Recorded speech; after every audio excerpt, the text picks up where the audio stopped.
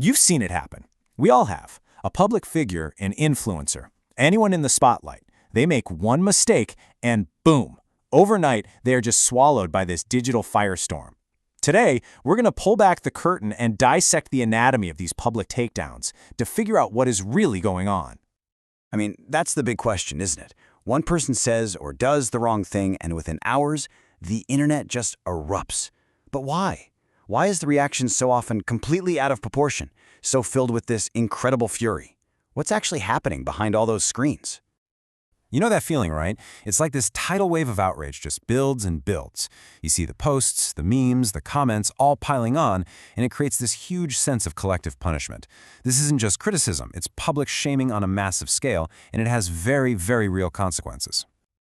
So, let's break it down. How does this digital storm even form? We're going to look at the anatomy of a takedown, piece by piece, and see exactly how a single slip-up can explode into a full-blown public crisis. You see, this isn't just some random, chaotic outburst of anger. It's actually a predictable pattern. There are these specific psychological triggers, social dynamics, and even technological forces that all collide at the perfect moment, turning a simple mistake into this giant spectacle of public judgment. To really get this, we've got to look inside our own minds. And this is where it gets really fascinating. What are the psychological buttons that get pushed that make us so quick to grab a pitchfork and join the angry mob? The truth is, our reaction often has less to do with the actual mistake someone made and a lot more to do with two incredibly powerful forces. First, the built-in biases in how our brains work, and second, the intoxicating power of being part of an online crowd. Okay, so first up is a basic feature of the human brain, the negativity bias. We are literally hardwired to notice, remember, and care more about bad news than good news. It's an old survival instinct. And that's exactly why a juicy scandal spreads like wildfire, while a story about that same person's charity work, well, it barely gets noticed. Next, there's this huge mental shortcut we all take, and it's called the fundamental attribution error. It sounds complicated, but the idea is super simple. When someone else messes up, especially someone famous we don't know, our first instinct is to think it's because they're just a bad person. It's a character flaw. And this leads to this crazy double standard, right? If a celebrity messes up, we think, aha, see, I knew they were a terrible person. But when we make that same kind of mistake, we tell ourselves, oh, I was just stressed, or I was having a bad day. We give ourselves a pass that we almost never give to other people. And hey, let's be honest with ourselves for a second.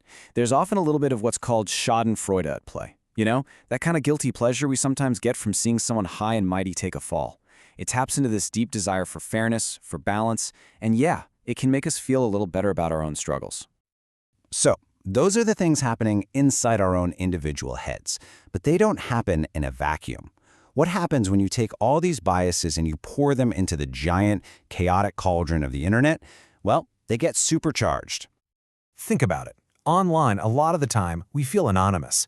And that feeling, which psychologists call de-individuation, it strips away our sense of personal responsibility.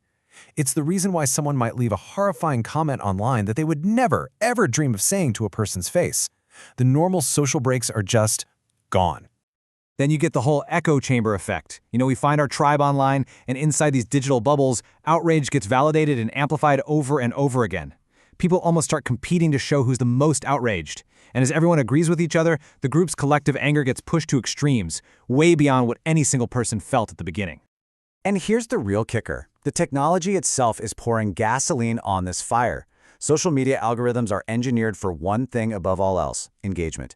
And guess what gets the most engagement? Outrage. The system is designed to find the angriest, most emotional content and shove it to the top of our feeds. It rewards the loudest voices, creating a vicious viral cycle.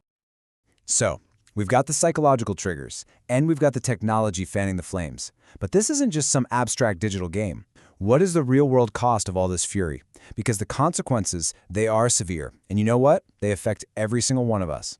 The fallout is huge. For the person at the center of it all, the psychological damage can be absolutely devastating. But for the rest of us, it poisons our public conversations. Nuanced debate gets replaced by these simplistic emotional attacks. It creates this climate of fear, where any mistake, big or small, gets the same brutal punishment. And that makes people genuinely terrified to speak their minds or even take a risk. This quote just nails it, doesn't it? Emotional attacks replace reasoned debate, and everyone is afraid to speak up. When the goal isn't to understand anymore, but just to punish, we all lose. Our ability to talk to each other gets poorer and dangerously polarized. But look, it does not have to be this way. Not at all. Recognizing these patterns is the absolute first step toward changing them. So the question is, how can we start building a healthier, more constructive way to talk to each other? Well, here are 3 things we can all do. First, let's learn to differentiate. An honest mistake is not the same thing as deliberate, malicious harm. Second, let's aim for accountability, not just humiliation. The goal should be for people to learn and correct themselves, not to completely destroy them. And finally, and maybe this is the most important one, before you hit post, just take a breath. Practice a little empathy. Remember there is a real human being on the other side of that screen. So what's the big takeaway from all of this? How do we start to shift our collective habits away from knee-jerk outrage and towards something better? Ultimately, it really comes down to this. Awareness is our best weapon.